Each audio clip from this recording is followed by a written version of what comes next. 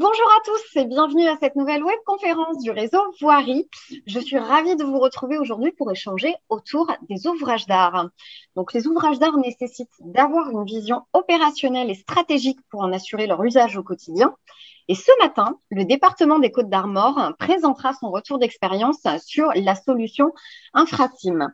Donc, vous verrez que grâce à elle, la direction des infrastructures a une vision beaucoup plus stratégique de sa gestion patrimoniale et elle peut réaliser du coup davantage d'actions de rénovation dans un budget contraint. Donc, cette session, elle aura pour but de compléter la vision opérationnelle des travaux de maintenance, de prendre des décisions objectivées et de mieux répartir les budgets, de cartographier les ouvrages d'art et puis aussi tout simplement d'établir des scénarios d'investissement à court, moyen et long terme. Donc, pour revenir sur ce sujet, j'ai le plaisir d'accueillir Madame Stéphanie Diaz, qui est senior manager consultant infrastructure donc chez Auxand, et donc qui est accompagné de Monsieur Franck Bourdet, qui lui est directeur des infrastructures et qui représentera donc le département des Côtes d'Armor. Et donc à nos côtés, nous avons également Clara Massé, donc qui est également d'Auxand et qui sera ma co-animatrice ce matin et qui notamment réceptionnera toutes vos questions. Donc bonjour à tous et bienvenue à cette session dédiée aux ouvrages d'art. Bonjour. Bonjour. Et alors, juste avant de leur céder la main, je vous rappelle que vous pouvez interagir avec nous. Donc, si vous avez des questions pour nos intervenants, si vous avez tout simplement envie de réagir par rapport à ce qui va être dit, vous pouvez le faire. Vous avez un module de dialogue qui vous permettra d'échanger avec nous tout au long de cette heure. Si vous êtes sur Zoom, regardez tout en bas. Vous avez un module qui s'appelle Q et R comme question-réponse. Donc, c'est par ce biais-là que vous allez pouvoir échanger avec nous. Et si vous êtes sur Vimeo, cette fois-ci, il faudra plutôt regarder vers la droite et vous y trouverez le module de discussion.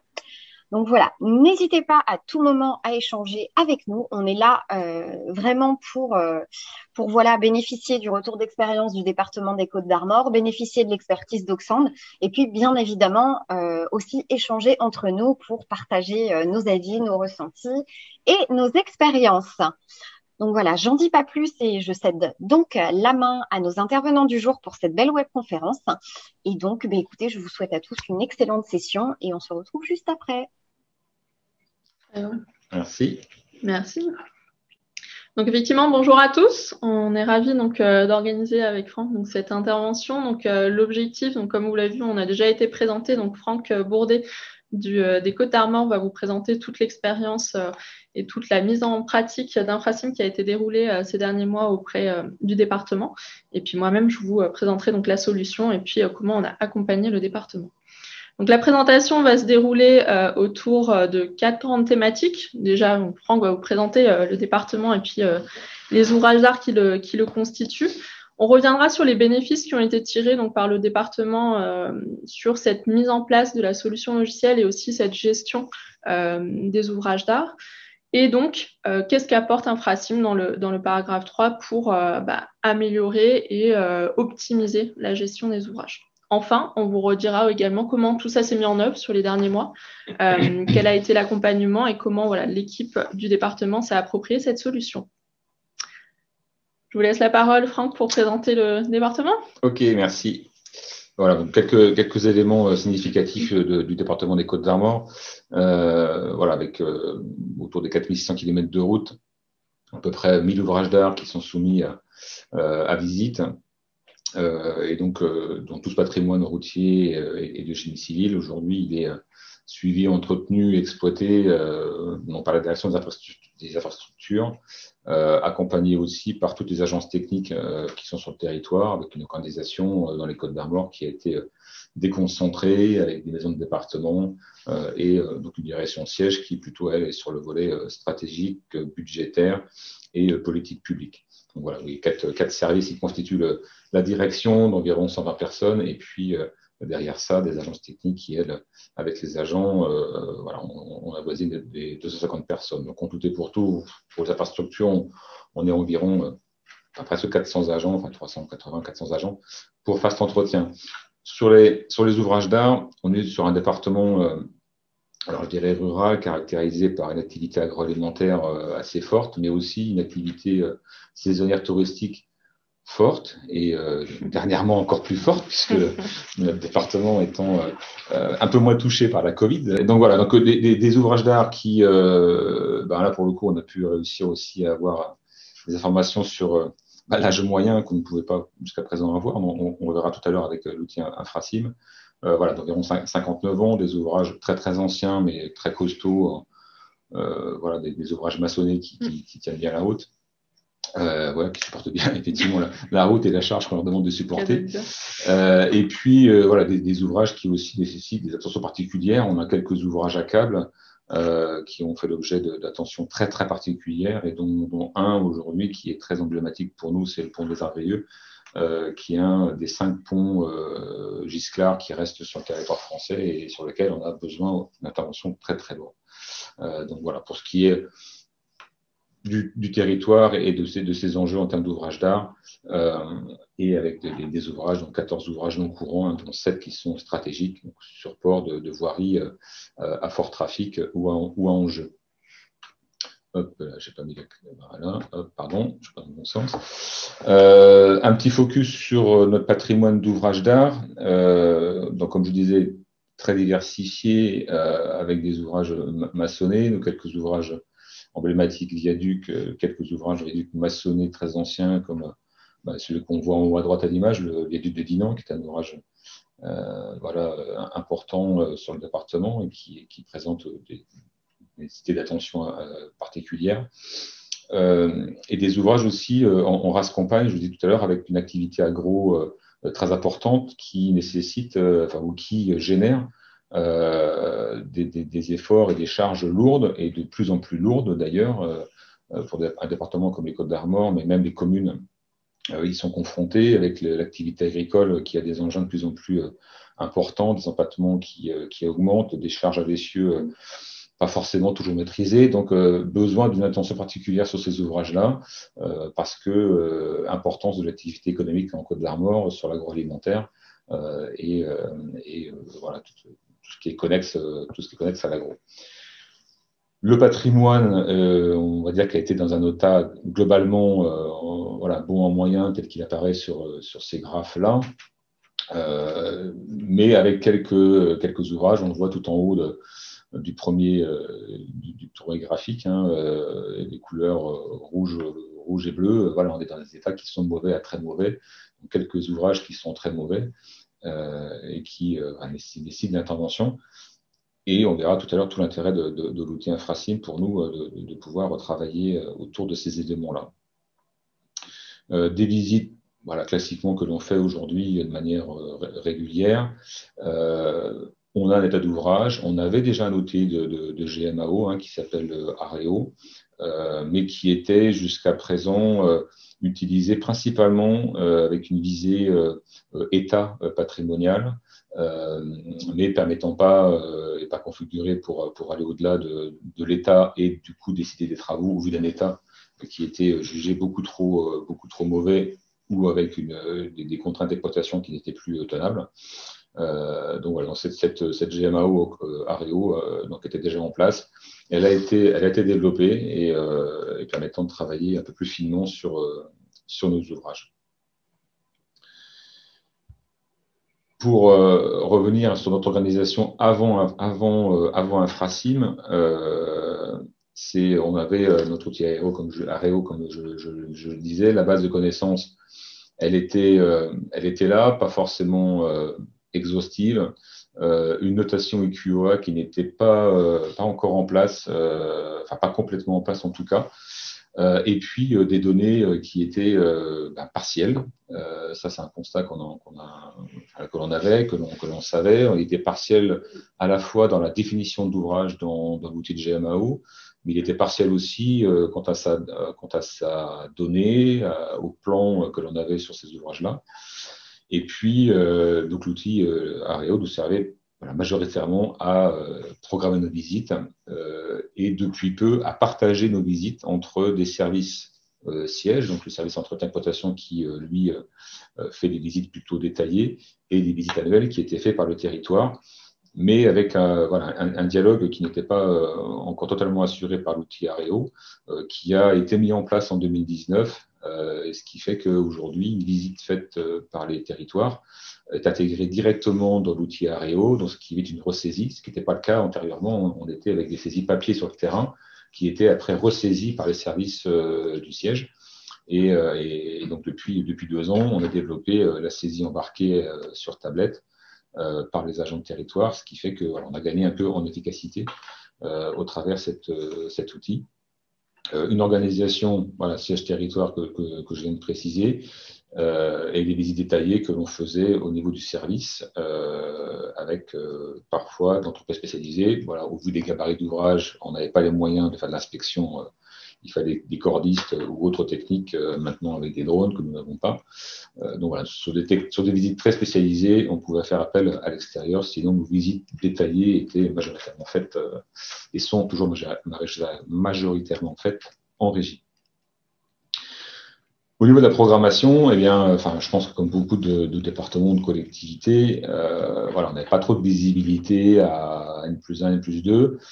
Notre programmation étant majoritairement faite en réaction à un état de vétusté qui n'était plus admissible sur des ouvrages, contraint en plus par le budget. Donc, voilà, il fallait même des priorités par rapport à ces ouvrages prioritaires.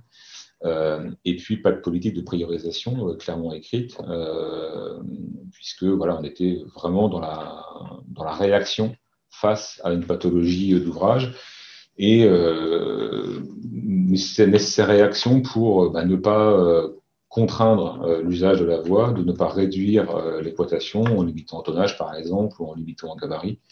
Voilà, on a eu un phénomène aussi qui nous a fortement alerté en 2018, si je ne m'abuse, on a eu un effondrement d'ouvrage. Alors, c'était pas un ouvrage stratégique, c'était pas sur un axe compliqué à dévier et à rétablir. Ceci dit, ça a été quand même, alors c'était pas le pont en Italie, j'ai oublié le nom, de Gênes, on n'était pas à ce niveau-là, mais malgré tout, voilà, c'était pour nous aussi un petit déclenchement pour se dire, voilà, attention, on peut arriver effectivement jusqu'à la ruine, et en l'état, on est arrivé à la ruine de l'ouvrage, qu'il a fallu reconstruire dans des délais très contraints.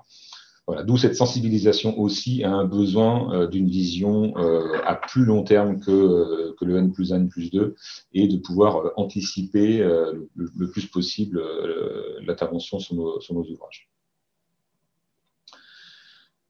Donc voilà ce que je pouvais dire sur l'état du patrimoine de notre organisation au jour d'aujourd'hui.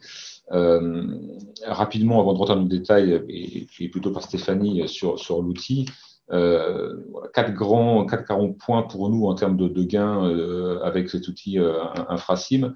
C'est à la fois la démarche qui a été mise en place autour d'Infrasim que l'outil Infrasim, puisque le premier gain, je dirais, pour nous, ça a été de se reposer des questions autour de notre organisation avec l'outil. Il a fallu se réinterroger sur qui fait quoi, quand, comment, pourquoi, avec qui. Enfin, voilà, toute cette démarche-là a été réinterrogée et ça a permis aussi de redynamiser les acteurs autour des ouvrages d'art comme étant un sujet important sur lequel il ne fallait pas lésiner quant au temps à passer ou aux moyens à mettre en place.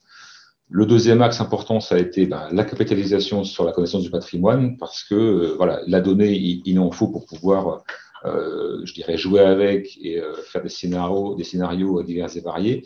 Il faut de la donnée, et de la donnée, je dirais, de manière homogène, en tout cas, sur les ouvrages ou sur les types d'ouvrages, pour pouvoir générer des stratégies ou des scénarios d'entretien.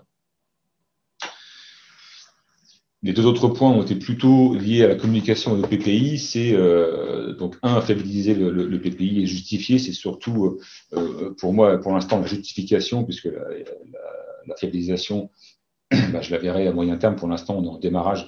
Donc, on est vraiment sur pour moi, la justification du PPI, ce qui est une difficulté avec les élus parfois, d'essayer de leur faire saisir les enjeux et les conséquences des choix budgétaires qui pouvaient être faits.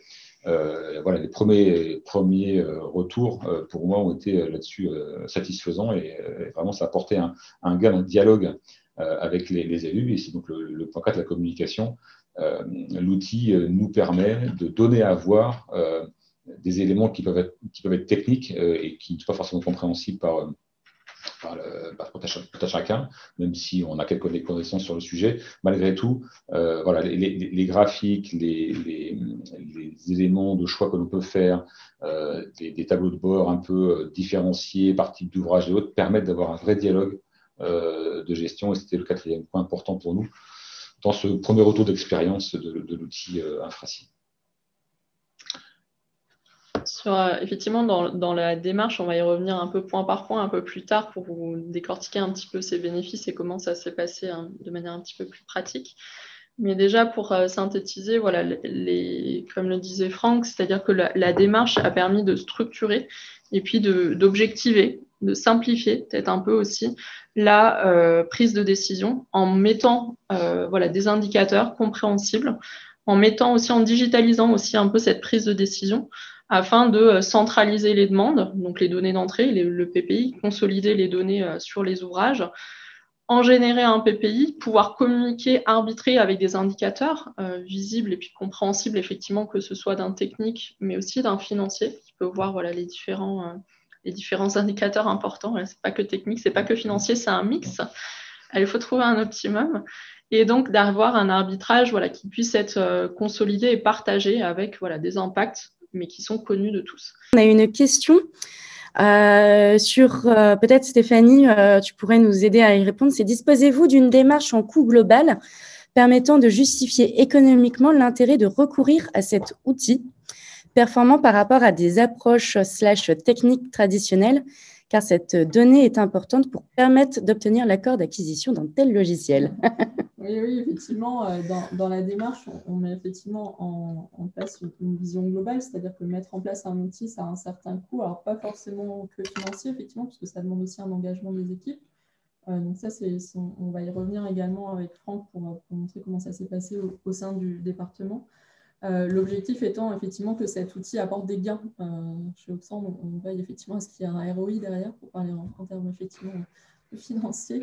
Donc, on s'attache effectivement à formaliser les gains apportés et la plus-value. Donc, comme on disait, le fait de digitaliser, c'est aussi de laisser une empreinte et de prendre des décisions éclairées, pas que sur des dires d'experts qui sont importants, les notions de terrain, mais aussi d'essayer d'objectiver un petit peu plus la prise de décision et aussi de laisser avoir un peu plus loin que la simple prise de décision tout de suite. Donc, voilà, c'est vraiment une démarche globale. J'espère, Monsieur Lux, qu'on a répondu à votre question. On arrive à nouveau à se reconnecter.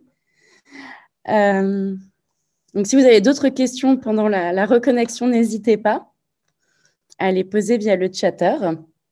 On continue, donc effectivement, la solution Infrasim, donc, on va y revenir, mais donc, elle intègre différents modules qui permettent d'appréhender les thématiques qu'on vous indiquait autour de la gestion prédictive de la maintenance des ouvrages d'art et des chaussées, le fait de piloter les investissements donc, autour de différents modules, un module inventaire, un module qui nous permet de simuler différentes stratégies de maintenance, des tableaux de bord décisionnels et puis l'élaboration du coup de plans pluriannuels d'investissement avec une vision des coûts, une vision des actions à faire et une vision des risques associés au patrimoine. Si on passe à la page suivante, du coup, l'idée c'est de vous décrire un petit peu comment fonctionne cet outil. Cet outil, en fait, il permet de valoriser les données disponibles, donc effectivement de partir de la connaissance existante des ouvrages. Donc on parle là des ouvrages d'art du département. Donc, comme le montrait tout à l'heure Franck, l'objectif est de fournir en fait des indicateurs éclairés qui permettent de prendre des décisions. Donc déjà d'avoir une cartographie, de visualiser l'ensemble des ouvrages avec leur niveau de notation EQA qui sont issus des inspections, de pouvoir visualiser par typologie d'ouvrage le parc du patrimoine, quel est l'âge des moyens des ouvrages, pouvoir également identifier en fait les données manquantes nécessaires à la gestion des ouvrages d'art. Et donc éclairer les gestionnaires dans les données minimum nécessaires, notamment sur les typologies constructives, les derniers âges de grosses réparations, etc.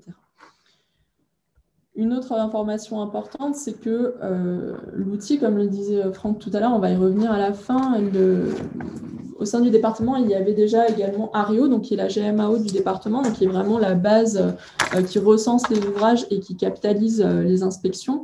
L'objectif d'Infrasim, c'est de valoriser tout ça et de donner du sens en fait à ces inspections et justement de se projeter. Donc, OK, les ouvrages sont dans tel état aujourd'hui, mais qu'est-ce qu'il faut faire dessus et comment cela va évoluer dans le temps. Donc, l'outil permet de projeter le vieillissement des ouvrages d'art et de simuler différentes stratégies de gestion, de mettre en place peut-être de la maintenance préventive et regarder quel est l'impact de cette maintenance préventive. Ça a un coût, ça a un impact sur la maîtrise du vieillissement des ouvrages. Donc, c'est de croiser, comme on le disait tout à l'heure, différents indicateurs donc, que vous voyez un peu sur l'écran, à savoir des indicateurs de budget, donc des projections budgétaires en termes de coûts de maintenance, des projections également sur l'évolution de l'état des différents composants d'ouvrage. Donc, l'outil intègre une bibliothèque de lois de vieillissement basée sur l'état de l'art, également sur le retour d'expérience apporté par Auxanne sur différents parcs d'ouvrages français, et qui peut être enrichi, bien sûr, par les différents gestionnaires au regard de ce qu'ils ont constaté sur leurs ouvrages. Donc, voilà, donc j'étais en train de vous expliquer un peu comment fonctionne l'outil et les différentes projections qui sont possibles. Donc, effectivement, l'outil intègre toute une bibliothèque de lois de vieillissement donc, basée sur le retour d'expérience, sur l'état de l'art qui existe également sur la connaissance des ouvrages, et également permet donc de projeter donc cet état de chaque composant, si on va dans ce niveau de détail, et de visualiser les risques. Tout à l'heure, on avait la question de qu'est-ce que c'est ce niveau de risque. En fait, tout à l'heure, on me disait qu'on a la possibilité d'avoir une vision très technique des ouvrages, dans quel état ils sont. Mais ce qui est important et ce qui est embarqué dans Infrasim et qui a aussi donné du sens dans la prise de décision pour le département, c'est de pas que regarder technique, mais regarder aussi les enjeux associés à vos ouvrages. Tous vos ouvrages ne sont pas aussi stratégiques. Tous les ouvrages n'ont pas le même trafic. Il y a des ouvrages routiers, mais il y a des ouvrages aussi où il peut passer, le tramway, le bus, le vélo, qui sont aussi des modes de transport importants. Donc, on peut les hiérarchiser. Et c'est ce qui va nous permettre, en fait, de prioriser les interventions lorsqu'on va avoir besoin de prioriser, puisque vous n'avez... le nerf de la guerre reste l'argent. On n'a pas tout l'argent du monde tout le temps, donc il faut prioriser. Et donc, on va utiliser cet indicateur de risque qui combine une notation d'état et une notation d'enjeu de chaque ouvrage.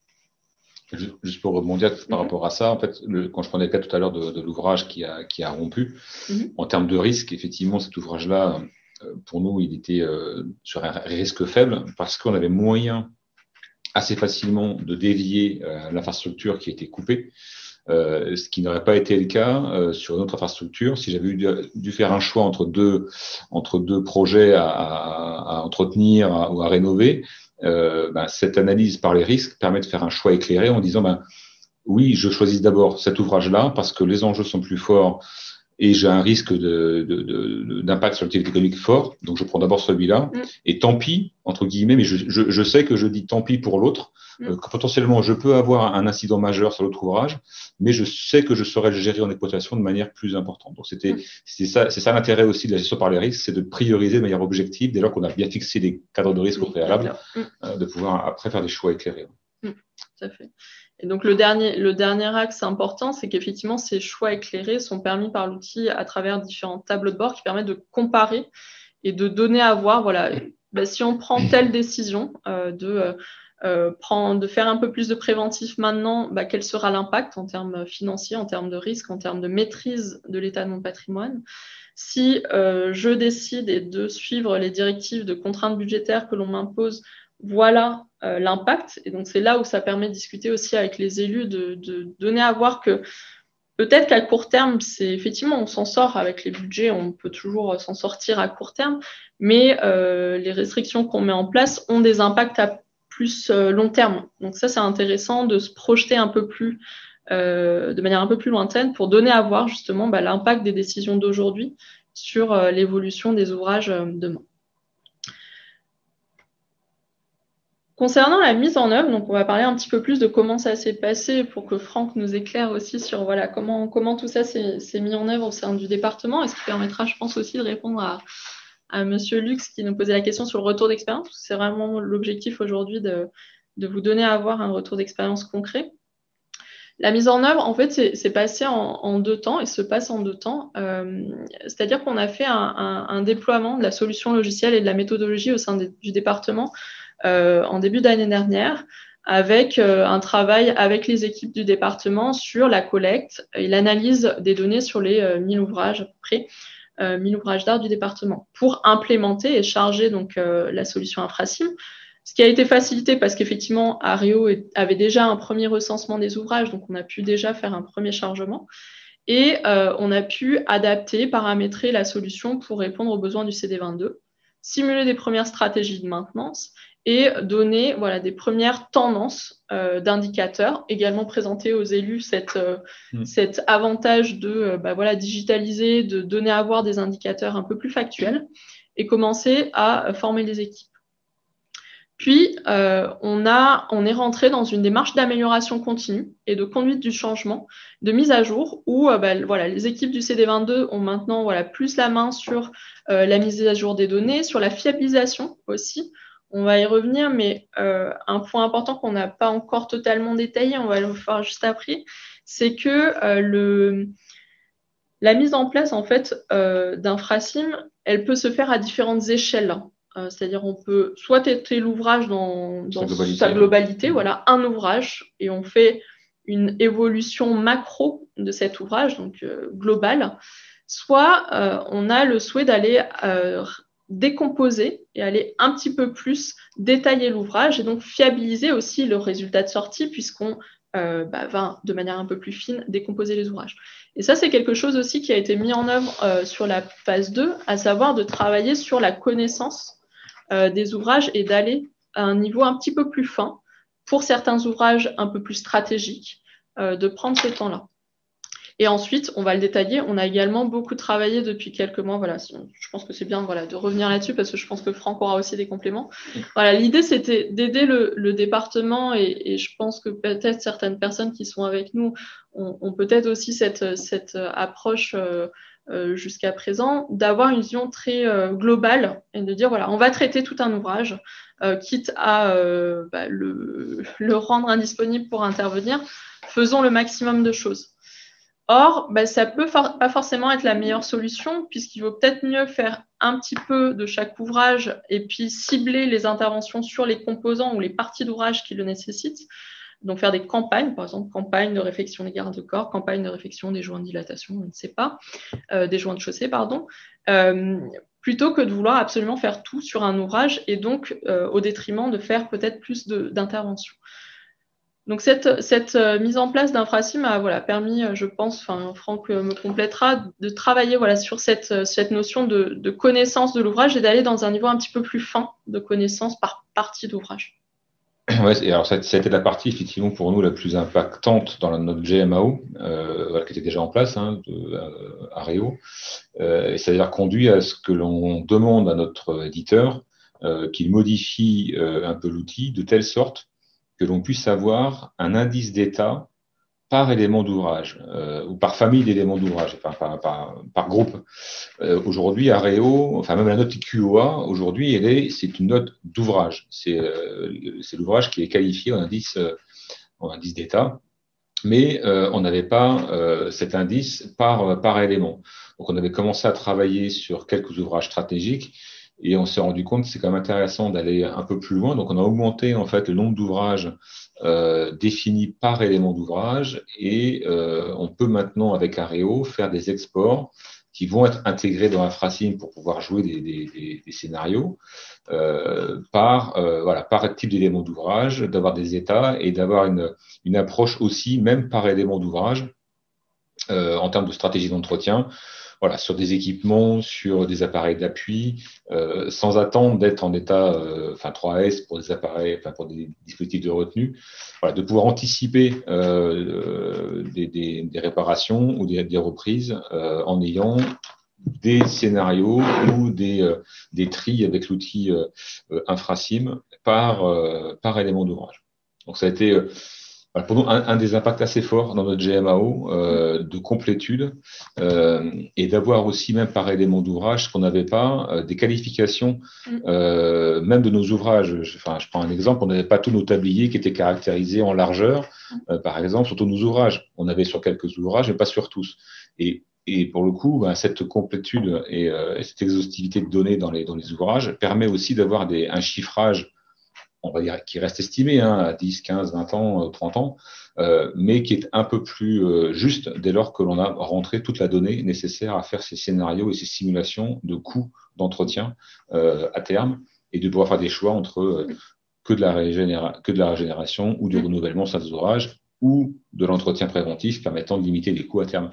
Et là, il y a bien des enjeux de maîtrise de budget par une anticipation et d'entretien préventif plutôt que de faire que du curatif. Et sachant que l'idée, c'est pas de refaire en fait des inspections, parce qu'en fait cette donnée elle existait dans les rapports d'inspection, mais elle n'était pas forcément capitalisée. Donc ça a permis de remettre en fait au cœur du sujet, c'est quelles sont les données qu'on veut sur notre patrimoine et de quoi on a besoin pour prendre des décisions. Vu que la donnée elle existe dans les rapports, pourquoi ne pas prendre le temps de la capitaliser pour justement qu'on puisse la valoriser dans l'Infrasim, avoir une vision un petit peu plus détaillée. Donc, c'est pas du travail en plus. C'est tout ça qu'il faut voir, c'est que ça demande un peu de travail en plus au moment de la génération de la base. Mais maintenant que c'est intégré, tous les nouveaux ouvrages, là on a quelques nouveaux ouvrages avec la loi Alain, on a réintégré des ouvrages à notre base qui étaient anciennement des ouvrages suivis par l'État. Et bien là, l'intégration se fait directement avec cette donnée-là. Et donc on a industrialisé un peu ça aussi. Nous, dans notre démarche, dès qu'un nouvel ouvrage rentre dans la base, il est rentré dans ces caractéristiques-là. Et donc, c'est pas un travail supplémentaire. C'est on sait maintenant comment on doit la rentrer, qui doit la rentrer, et avec tous les bons indicateurs. Du coup, ça nous fait la transition, je crois, sur la slide suivante. Franck. C'est Clara. Voilà. C'est qu'effectivement, la mise en place d'Infrasim a permis aussi d'aider le CD22 à réfléchir à industrialiser la gestion d'ouvrage, processer, mieux définir en fait les rôles de chacun, qui doit faire quoi et quand. Donc, à mettre en place en fait une organisation et un processus sur la gestion d'ouvrage. Les choses étaient déjà existantes, on ne dit pas qu'il n'y a rien du tout, mais c'est plus qu'on a aidé à remettre un petit peu du lien et à remettre un process autour de tout ça. Donc, on a pu formaliser les processus clés, clarifier les rôles aussi de chacun. Donc, est-ce que il est attendu à des interventions des antennes en territoire? Qu'est-ce qui est attendu en centrale? Qui va collecter la donnée? Qui la rentre dans Areo? Qui intègre dans Infrasim les simulations, etc. Donc ça, c'est vraiment important. Ça a vraiment clarifié les rôles, la structure, les outils aussi, parce qu'effectivement, il y a Areo, il y a Infrasim. Chacun a son périmètre d'action et chacun apporte quelque chose à la gestion des ouvrages d'art. Enfin, nous, c'était aussi un constat qu'on avait fait, c'est notre fonctionnement actuel, jusqu'à l'arrivée de l'Infrasim, mais on a cette démarche d'amélioration continue aussi, c'est que il y avait pour les agents en territoire, à un moment donné, une perte de sens dans la visite qui était faite annuellement. Il y avait plus bien le sens de pourquoi je le fais, à quoi ça sert, comment c'est traité. Et donc au département, j'ai profité d'un gros sujet qu'on avait engagé en 2018 qui s'appelait la MPR, donc la modernisation des politiques routières, où on avait engagé un process un peu général de toutes nos politiques d'entretien et d'exploitation du réseau, dont faisaient partie des ouvrages d'art. Et on avait constitué à ce moment-là des équipes de travail avec tous les acteurs autour du sujet. Et donc, j'ai remobilisé cette équipe-là pour la faire travailler effectivement dans tout ce processus. Et ça a redonné aussi du sens et ça a redynamisé les équipes de terrain sur pourquoi je fais des visites annuelles, qu'est-ce que je dois regarder, pourquoi je le fais, quel retour j'ai, mais aussi de pouvoir afficher clairement quel est le rôle du siège, à quel moment il intervient, à quel moment il rend compte aussi. Et ça permet de réécrire les choses et d'être chacun à savoir ce que l'autre doit faire et que s'il le fait pas, il est légitime à lui demander mais tu devais me rendre telle chose, j'ai pas le retour. Donc c'est un petit process vertueux donc qui est réengagé, qui redonne du sens à tous les agents autour de la chaîne de décision pour l'entretien des ouvrages d'art. Un autre point aussi qu'on a un petit peu commencé à discuter, c'est la complémentarité entre Infrasim et Areo qui est important pour nous de vous détailler. Donc, on va en dire quelques mots sur justement quel est le rôle de chaque outil et comment ils s'interfacent entre eux. Donc nous, Areo, c'est vraiment notre GMAO, donc c'est l'outil qui intègre notre patrimoine, son état, et on fait évoluer l'état dans l'outil de GMAO. Il nous permet de tracer toutes nos visites, d'avoir toute la documentation autour des ouvrages. Pour moi, c'est l'outil qui, à un instant T, sait me donner l'état où je rentre des états de mes ouvrages et je vois leur évolution, je rentre des interventions et ainsi de suite. Et donc ça, c'est un outil qui est utilisé à la fois par le service siège entretien protection de la route, mais aussi par le territoire. C'est aussi pour le territoire une capacité à faire de la requête dans Réo sur son patrimoine, la connaissance, de pouvoir avoir un peu une vision de ces ouvrages dans leur état, voilà, même par micro-territoire s'ils le souhaitent, au niveau de chaque territoire de centre ou montagne routière. L'outil Infrasim, lui, il vient compléter ça et il vient plutôt sur un outil siège pour venir travailler un PPI et faire de la prospective. Et donc redonner la place, clairement au niveau du service du siège, d'être dans de la programmation pluriannuelle, de la planification à moyen et à long terme, d'être dans l'alerte par rapport à des ouvrages qui vont nécessiter des interventions ultérieures importantes et d'anticiper le plus possible dans nos PPI ces interventions qui vont à un moment donné arriver, qui vont être coûteuses et qu'il faudra bien faire parce que sinon on perdra, je reprends le cas de notre ouvrage de Les Adrieux, qui va nous coûter pendant 2 à 3 ans, 9 millions d'euros à peu près, 9 à 10 millions d'euros de réparation, et qui à un moment donné, de toute façon, il faut faire. C'est un ouvrage, il vieillit, par moment, on est obligé effectivement ou de reconstruire ou de rénover de manière importante. Donc, plus on sait le prévoir à l'avance, et mieux on sait pour le PPI, pour pouvoir articuler notre PPI au sens large infrastructure entre les routes, les ponts, les ouvrages maritimes aussi, tout ce qui est... toute l'enveloppe de PPI doit intégrer ça et quand on fait un PPI à 5, 10 ou 15 ans, au moins 5 ans déjà, mais un peu au-delà aussi sur les ouvrages d'art, sur ces grands ouvrages.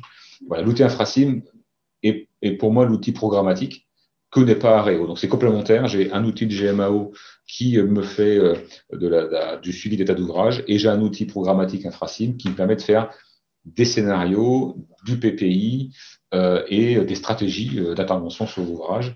Dans un PPI contraint, le sujet intéressant, quand la donnée est bien rentrée, c'est de pouvoir jouer plein de scénarios, je dirais, et rentrer des maquettes budgétaires et voir l'impact de ces maquettes budgétaires et de négocier aussi ces maquettes budgétaires en cas d'un PPI. Donc c'est vraiment pour moi 2 outils complémentaires. Un qui fait de l'état d'ouvrage et l'autre qui fait de la programmation et de la planification. Et peut-être pour préciser, on ne fait pas de double saisie en fait sur les 2 outils. On a un échange. Ouais. Voilà, c'est important. On a un échange de données qui peut être soit automatique, soit nous, pour le CD22 avec des échanges de fichiers, mais c'est pas de la double saisie. C'est vraiment de la valorisation qui se passe de données qui permettent avoir le préventif et les stratégies de gestion. Ce qui a répondu du coup à la question de Monsieur Flageolet. D'accord. Alors là, en termes de communication, effectivement, cette diapo-là est assez parlante quand on échange avec des élus ou même sa DG quand on va parler PPI. C'est de pouvoir comparer des scénarios. Et donc dans ces graphiques-là où on peut voir au niveau du budget annuel, on voit les types d'actions. Donc en rouge, on est sur la partie reconstruction, renouvellement. En bleu, on est sur des grosses réparations et en jaune, on est sur du préventif. Donc ça permet aussi de voir les ratios entre les différentes typologies d'intervention sur nos ouvrages. Et en fait, après, on voit les conséquences en dessous. C'est qu'on voit les conséquences en termes d'évolution d'état des composants et des niveaux de risque.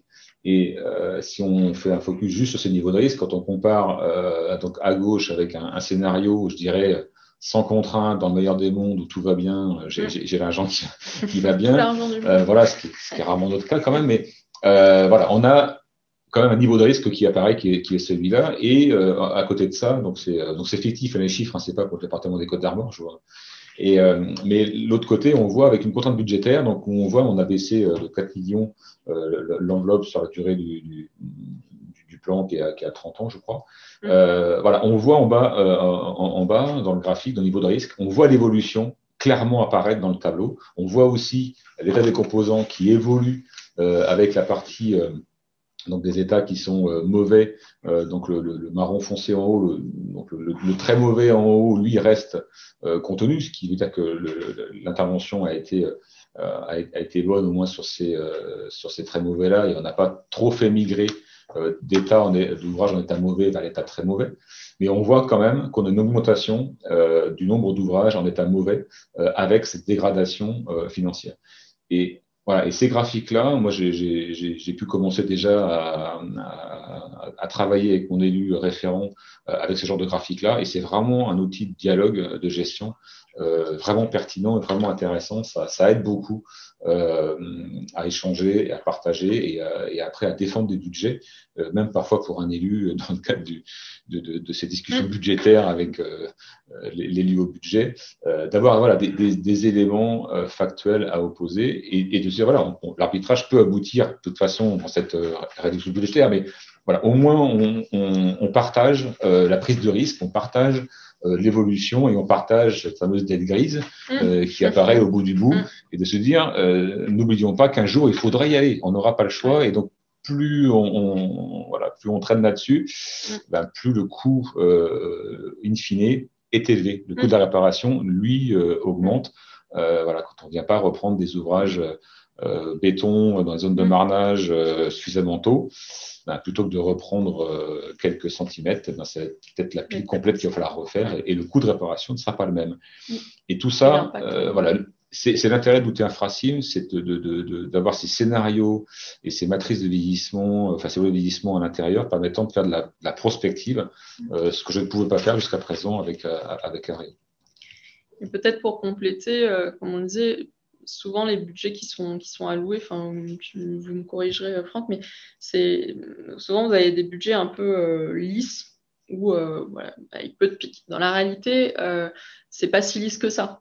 Et ce qu'on voit, voilà, en regardant un peu plus loin, là, bon, c'est un exemple, ce qu'on vous montre à l'écran, mais c'est de dire, voilà, si on met une contrainte, on a mis une contrainte fixe, effectivement, on voit bien qu'il y a des moments où il va y avoir un petit peu moins de dépenses, mais c'est justement à ce moment-là où il faut se dire peut-être qu'il faut anticiper, peut-être qu'on peut réajuster. Et donc, l'outil donne les tendances et les projections optimisées par rapport au risque, par rapport aux contraintes qu'on a rentrées. Mais après, dans l'outil, on peut intégrer ce fait de venir ajuster, de venir dire non, mais vu que dans 5 ans, voilà, j'ai peut-être un petit peu plus de mou, j'aurai pas de gros travaux, mais c'est peut-être le moment d'anticiper et de faire peut-être du préventif maintenant, parce que ça va me permettre d'anticiper d'autres choses. Donc, vous avez de la souplesse après dans l'outil pour pouvoir aussi intégrer soit les contraintes, on va dire, opérationnelles, de venir ajuster ou d'anticiper, voilà, de reculer, de décaler. Voilà. Donc, ça, après, ça permet aussi de jouer avec ces scénarios. Je reviens également sur la question de… justement, on a fini, donc on peut passer aux questions-réponses. Et du coup, je vais les lire pour que tu puisses y répondre. Qu'on puisse y répondre. Donc, j'en ai une tout d'abord de Monsieur Gouverlec. Pour vous, Franck, combien de personnes ont été mobilisées au CD22 pour le projet? Alors, le groupe de travail, c'était une dizaine de personnes, donc constitué d'un chef d'agence, de techniciens exploitation, de chefs d'équipe qui étaient eux en charge plutôt des visites, et aussi de l'équipe du siège où j'ai 2 inspecteurs d'ouvrage, une technicienne et un responsable de pôle. Donc voilà, 4 personnes du service siège, donc plus moi après sur les réunions un peu plus d'arbitrage.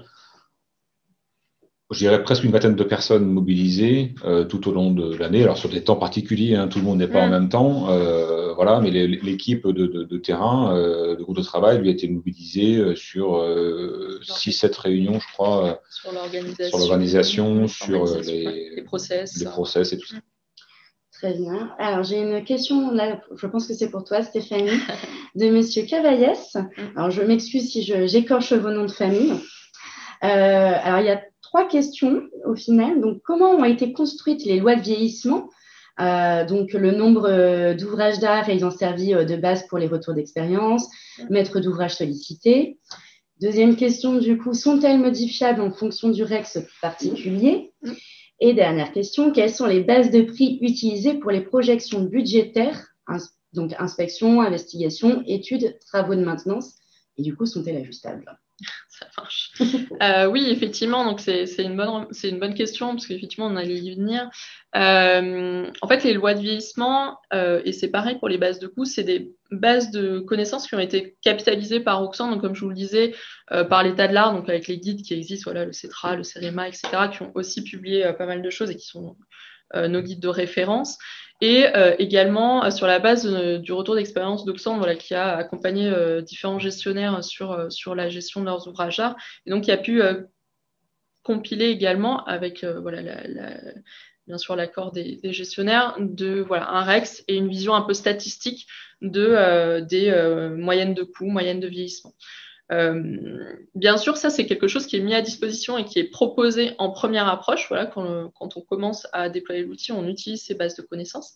Et ensuite, c'est exactement aussi une remarque qu'on avait avec Franck, c'est-à-dire que progressivement et dans cette démarche d'itération et d'amélioration continue, en fait, on peut venir intégrer le REX de chaque client qui a ses propres marchés de coûts, qui a aussi sa propre histoire sur ses ouvrages, ses spécificité des ouvrages qui diffèrent peut-être un petit peu de la tendance, et bien ça, c'est des choses qu'on paramètre dans l'outil. On forme voilà, les équipes clients à le faire, ou on les accompagne dans cette mise à jour. Donc oui, bien sûr, rien n'est figé, ça s'améliore, ça se construit, et puis ça fait partie aussi de la mise à jour continue d'Infrasim et de son évolution, c'est que en adhérant à Infrasim, on bénéficie aussi de toute on va dire cette expertise des différents utilisateurs qui veulent contribuer à l'amélioration de cette base de connaissances et la donner à voir. De manière statistique, encore une fois, on ne donne pas exactement le prix de l'ouvrage du CD22, mais par typologie d'ouvrage, par nature d'environnement, par histoire, on va pouvoir faire des tendances, que ce soit en termes de loi de vieillissement ou que ce soit en termes de prix. Très bien. Du coup, il y a une deuxième question, c'est le coût des actions intègre-t-il le coût des études préalables aux travaux? Oui, alors on a une vision par ratio de coût par unité d'objet. Donc voilà, on peut, selon le niveau de décomposition que vous choisissez de vos ouvrages, voilà, on peut avoir des gammes de prix de remplacement des garde-corps ou de remise en peinture des éléments métalliques, etc. Donc on a des ratios de coûts qui intègrent effectivement cette partie-là. Après, c'est à calibrer encore une fois avec vous. Soit vous voulez les intégrer, soit vous ne voulez pas les intégrer. Ça, c'est à calibrer avec chaque client pour savoir voilà, qu'est-ce qu'on met effectivement derrière chacun de ces coûts.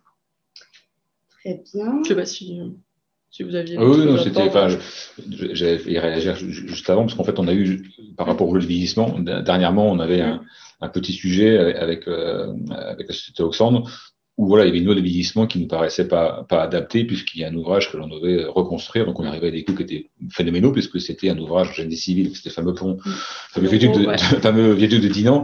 Effectivement, voilà, la loi de vieillissement très générale, elle s'applique pas là, puisqu'on est sur un ouvrage, voilà, dont les piles vont pas tomber demain, et donc il fallait bien l'adapter. Donc il y a aussi cette capacité à prendre la donnée particulière pour adapter, s'il le fallait, les lois de vieillissement. Parfait. J'ai une question de Monsieur Renou qui demande à partir de quel nombre d'ouvrages ce genre de solution c'est pertinent. Je pense que, enfin, je vais donner un petit élément, mais je pense qu'au-delà du nombre d'ouvrages, c'est aussi l'utilisation qu'on en fait et également le niveau de risque qu'on souhaite y mettre. Je pense que tu peux compléter, mais il n'y a pas d'ouvrage minimum, entre guillemets. Non, il n'y a pas d'ouvrage minimum. Je pense qu'on revient à la question qui nous était posée juste au début, c'est savoir qu'est-ce que ça vous apporte. C'est plus ça qu'il faut vous poser comme question, c'est-à-dire en quoi ça va vous aider à répondre à une problématique.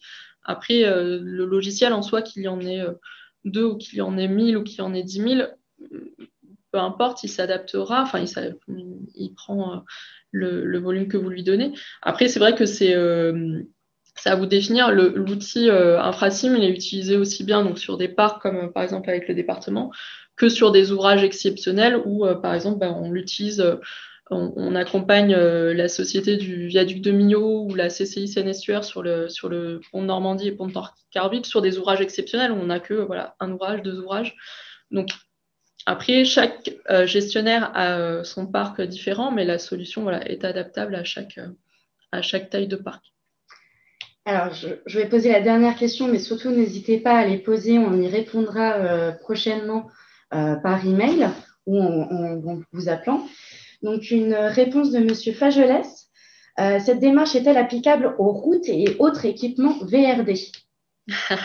Franck rigole. Ouais, je rigole parce qu'en fait, on est dedans, en fait, nous. On est dans ce questionnement et dans ce travail préparatoire. Tout à l'heure, je l'évoquais un petit peu.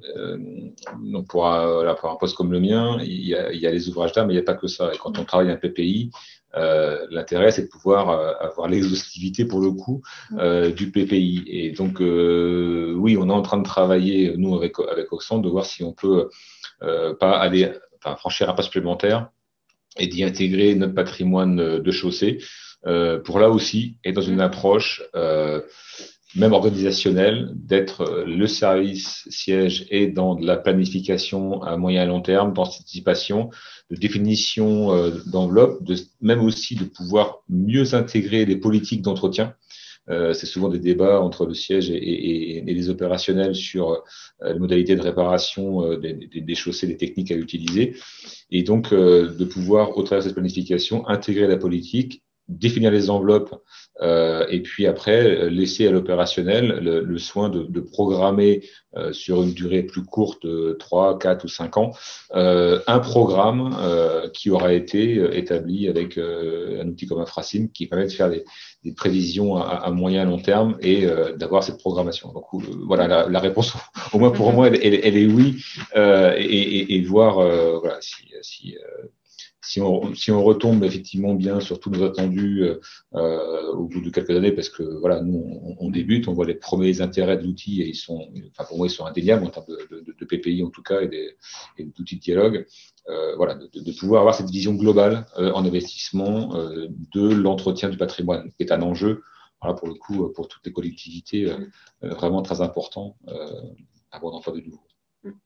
Donc oui, effectivement, l'outil peut totalement s'adapter donc aux chaussées, aux ouvrages et puis aux autres types d'équipements, voilà, peut-être sur le réseau ou autre. Donc ça se paramètre également. Eh bien, très bien. Merci beaucoup. Alors, je réponds en direct du coup à Monsieur Fagelès. Oui, vous pourrez disposer de la présentation puisque je crois qu'Idealco va mettre en ligne la vidéo. Et puis, si vous avez besoin, nous-mêmes, chez Oxfam, on pourra vous partager la présentation. Voilà. Bah, merci à tous pour votre participation. Merci. Merci. Merci à vous pour cette belle présentation et ces réponses aux questions. Et vous l'avez très bien dit, Clara, hein, je vous rassure tous, la VOD ainsi que la présentation PowerPoint devraient être disponibles d'ici le début de la semaine prochaine sur Idealco. Donc voilà, en attendant, on reste à disposition. Si vous avez encore d'autres questions, n'hésitez pas à nous contacter par email. Je me ferai un plaisir de les transmettre à nos intervenants du jour. Et je vous souhaite à tous également une excellente journée. Je vous dis à bientôt sur le réseau Voirie. Merci. Merci à tous. Bonne journée. Bonne journée. Au revoir.